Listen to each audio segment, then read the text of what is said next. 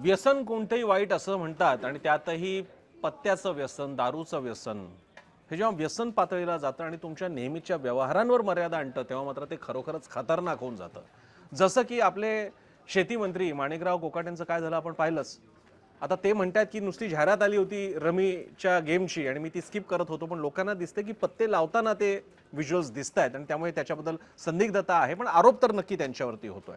पण माणिकराव कोकाटेंच्या या विधिमंडळातल्या कृतीमुळे फार वेगळ्या विषयाला पण वाचा फुटली आहे. त्याबद्दल त्यांना काय धन्यवाद द्यावेत की काय असंही वाटतंय. कारण तो विषय आहे महाराष्ट्रामध्ये शहर असो की ग्रामीण भाग, खास करून ग्रामीण भाग, इथे तरुणांना आणि सर्वांनाच बऱ्यापैकी लोकांना, मी सगळा ग्रामीण महाराष्ट्र म्हणत नाहीये, ऑनलाईन गेमिंगचं लागलेलं व्यसन, त्यातही पत्त्याचे जे गेम्स आहेत, रमी गेम्स आहेत, त्याचं लागलेलं व्यसन. खेळ खेळापुरता असता तरी काही कोणाचं म्हणायचं कारण नाहीये. मात्र यावरती पैसे लावून खेळण्याचं प्रमाण इतक्या पातळीला वाढतंय.